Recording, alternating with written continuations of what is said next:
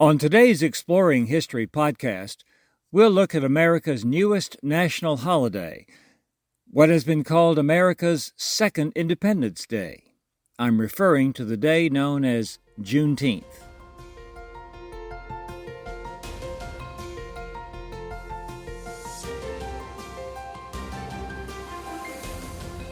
Welcome to Exploring History with Ray Notgrass, a production of Notgrass History.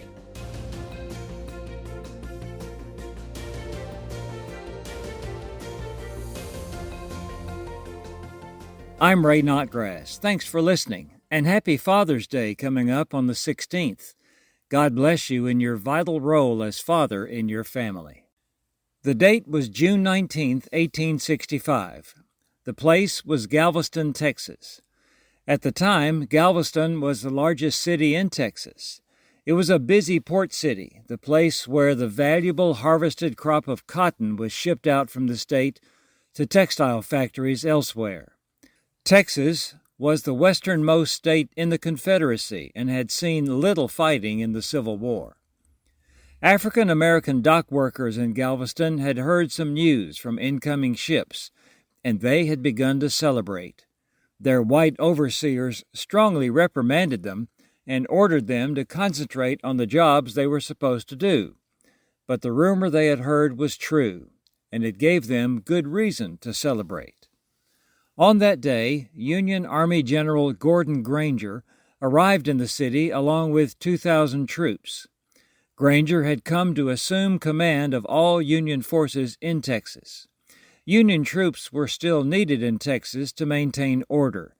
Even though Confederate General Robert E. Lee had surrendered to Union Commander Ulysses S. Grant almost 2 months earlier, some Confederate soldiers had, until a few days before, still been active in Texas. In fact, a skirmish between Union and Confederate troops had taken place about a month earlier on May 13, 1865, at Palmito Ranch, Texas.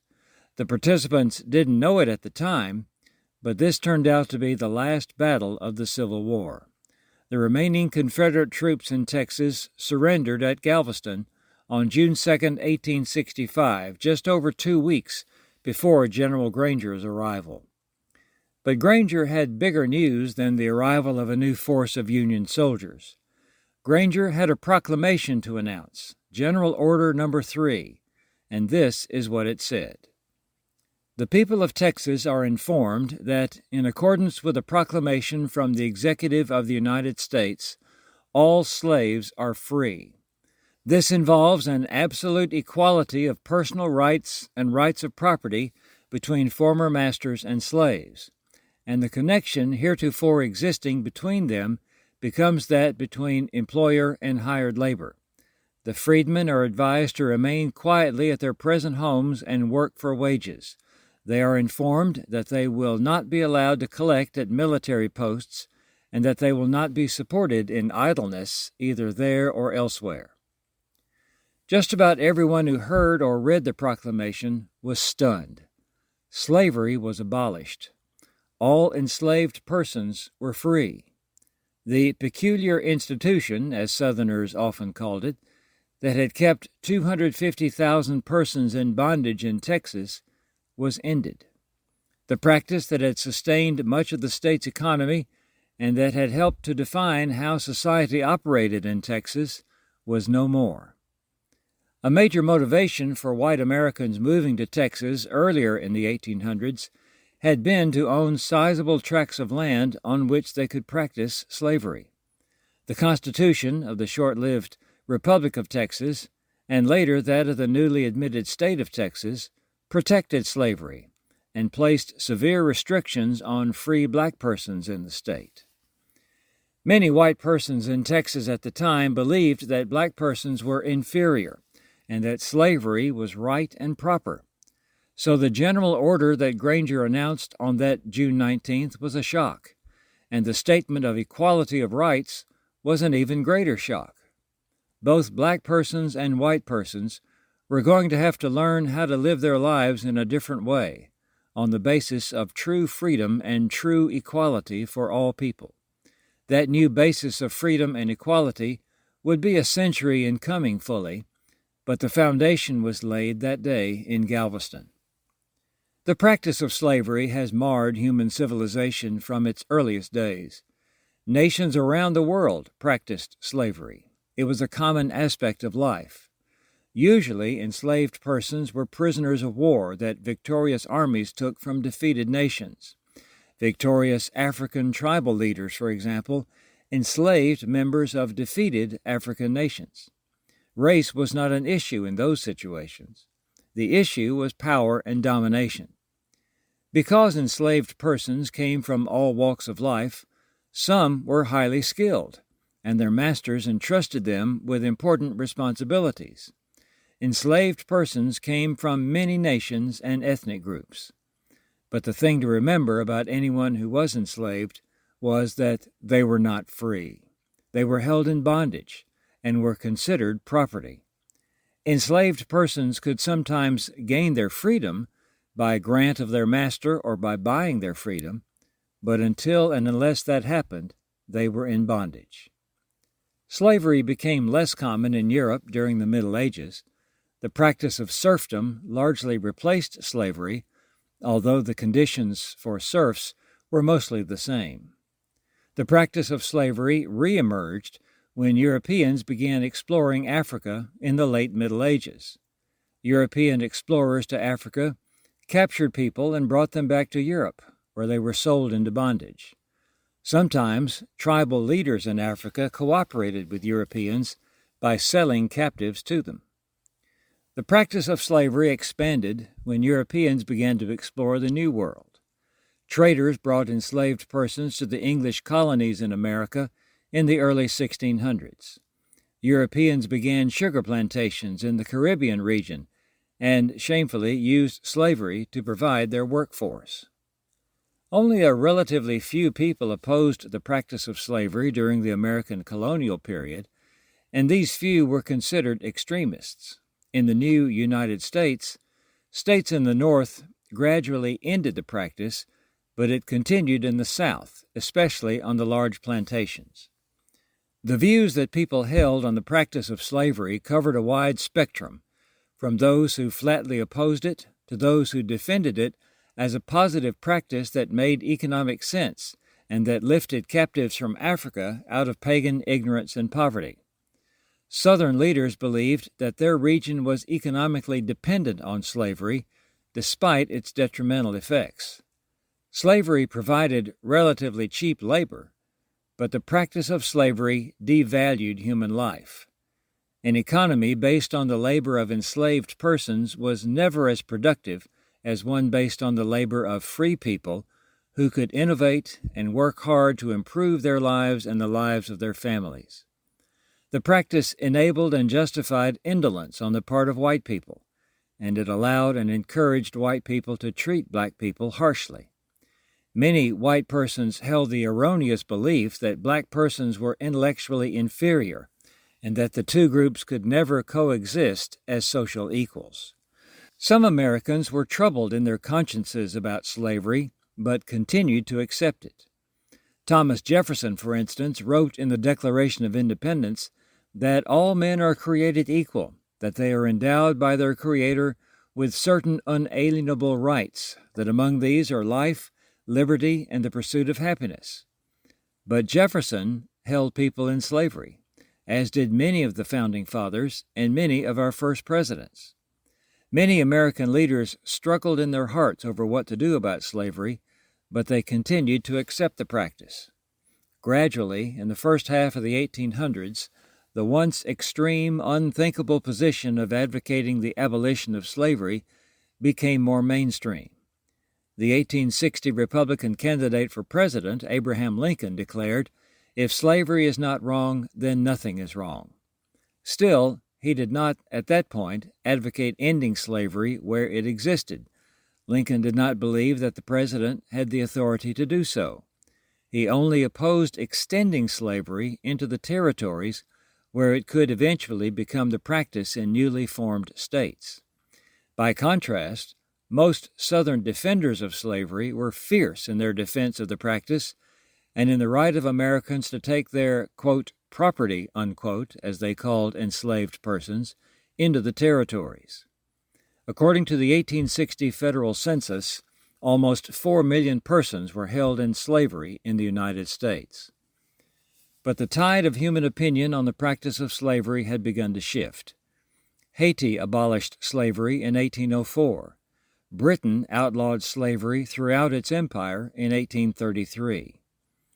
When the Civil War began, Lincoln said that his purpose was not to end slavery, but to preserve the Union.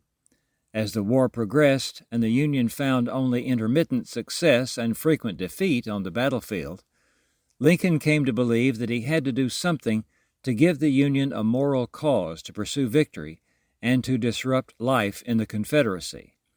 That cause became the abolition of slavery. Even then, though, abolition was limited and gradual. It was a multi-step process. On January 1, 1863, Lincoln announced the Emancipation Proclamation. He declared that enslaved persons in the still rebellious areas of the Confederacy were thenceforth and forever free. He promised that the executive department of the federal government would defend their freedom. But the order did not apply to states still in the Union that practiced slavery, or to areas of the Confederacy that Union forces had taken, such as Tennessee. Enforcement of the proclamation would be difficult, since the areas affected did not recognize Lincoln's authority. Life and government in the chaotic South became even more chaotic. But many enslaved persons did walk to freedom by making their way to Union Army positions, and some formerly enslaved persons joined the Union Army. As the war progressed, Union forces won more victories. The Confederacy's military abilities and resources declined. The eventual outcome of the war became more obvious. Congress passed the 13th Amendment that outlawed slavery on January 31, 1865. President Lincoln submitted it to the states for ratification the next day. On April 9, 1865, Lee surrendered the Confederate forces under his command. Scattered Confederate units still remained in the field, but for all intents and purposes the Southern Rebellion was over. So also was the practice of slavery, in theory, but it continued in Texas. Texans who kept people in bondage did not tell the enslaved persons they held about the Emancipation Proclamation, and they continued to hold them to forced labor. This is why General Granger made the proclamation he did in Galveston on June 19, 1865, 2.5 years after Lincoln issued the Emancipation Proclamation. Even so, some Texans still did not free the people they kept in bondage until representatives of the federal government forced them to. Some cynically kept people in bondage long enough to bring in the harvest that year before releasing them. Enough states ratified the 13th Amendment for it to become part of the Constitution on December 6, 1865. Slavery in the United States was now finally, officially over in the whole country. Enslaved persons who were in Galveston on June 19, 1865, and over succeeding weeks those who were enslaved throughout Texas, understood the meaning of Granger's announcement. They were now free. The formerly enslaved persons did not turn on their white neighbors or even their former masters, but got about the business of reuniting families, solemnizing marriages, finding work, and seeking out opportunities for education which had been denied them as enslaved persons. On March 3, 1865, Congress established the Freedmen's Bureau to assist those who had been held in bondage in the transition out of slavery. An office of the Bureau opened in Galveston 2 months after the June 19th declaration, but the office was underfunded and understaffed, and white Texans provided little support for its efforts. In 1866, people who had once been in bondage gathered in Galveston to celebrate what they called Juneteenth, a combination of June and 19th. The practice of observing the day spread from there to other cities and towns in Texas, and then to other states. Celebrations included worship services and sermons, parades, picnics, and speeches. Many enslaved persons had clung to their faith in Jesus as the one who gave them real freedom. They compared their situation to that of the Israelites when they were enslaved in Egypt. Thus, the newly freed, formerly enslaved persons saw their freedom not merely as a political or governmental decision, but as a gift from God. The practice developed of buying or making new clothes for the Juneteenth celebrations to symbolize their new lives as free persons. These celebrations took place near rivers or wherever they could gather, because black persons were not permitted to use public facilities that were available only to white persons.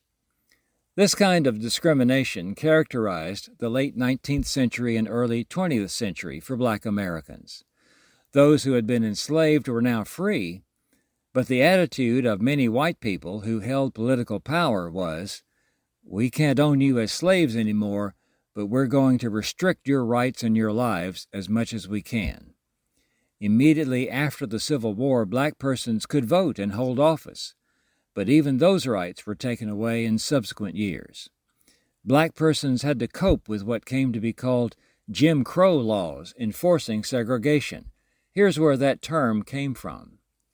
Before the Civil War, one common form of entertainment was minstrel shows, in which white entertainers blackened their faces and pretended to be black.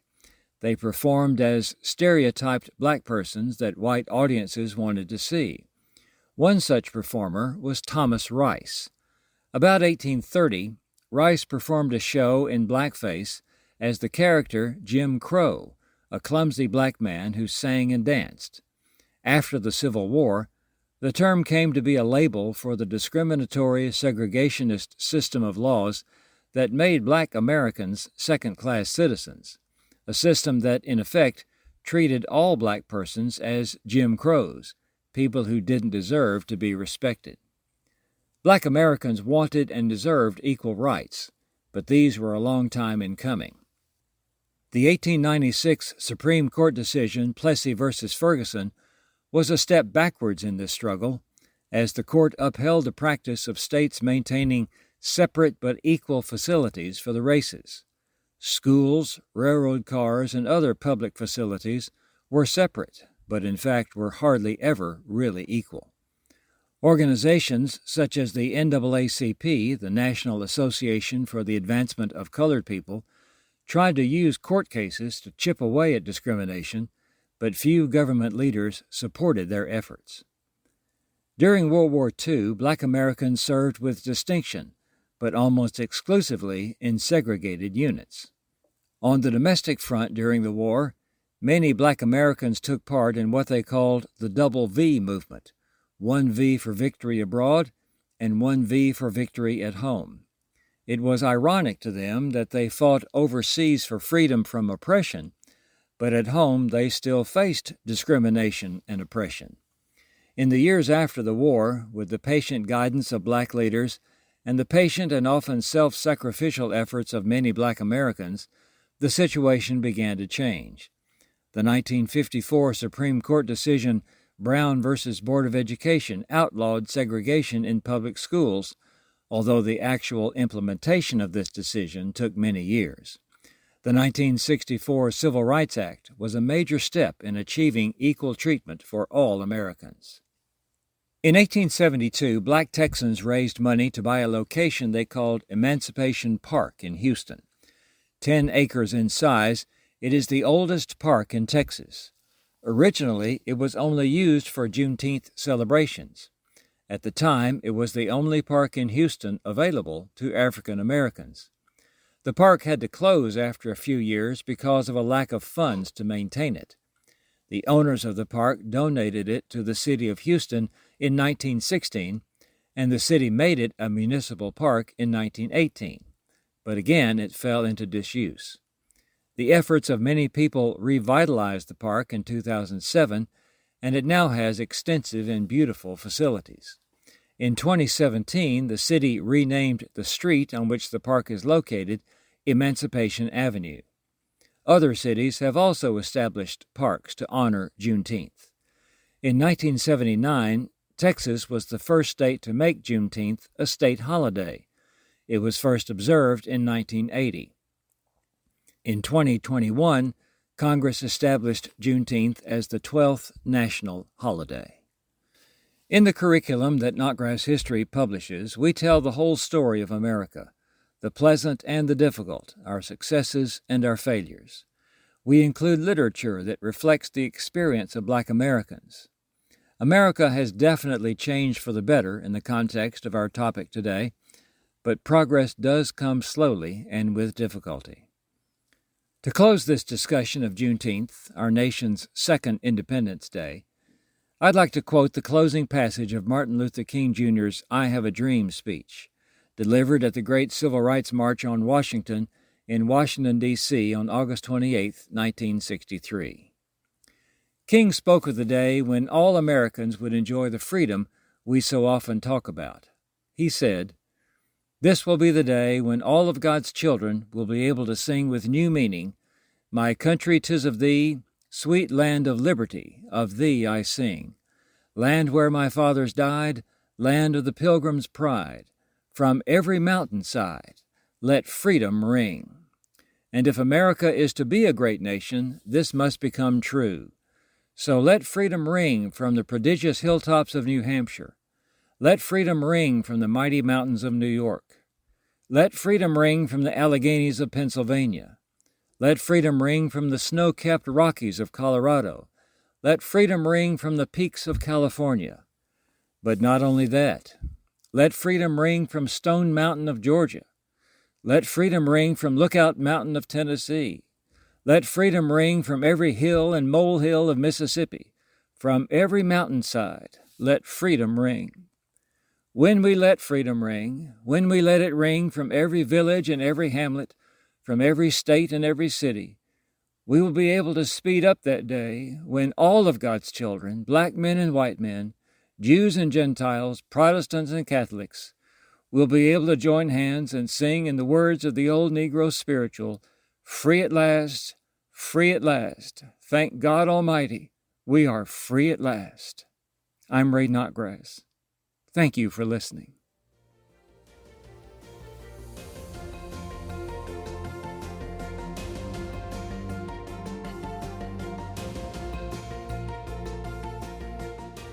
This has been Exploring History with Ray Notgrass, a production of Notgrass History. Be sure to subscribe to the podcast in your favorite podcast app, and please leave a rating and review so that we can reach more people with our episodes. If you want to learn about new homeschool resources and opportunities from Notgrass History, you can sign up for our email newsletter at exploringhistorypodcast.com. This program was produced by me, Titus Anderson. Thanks for listening.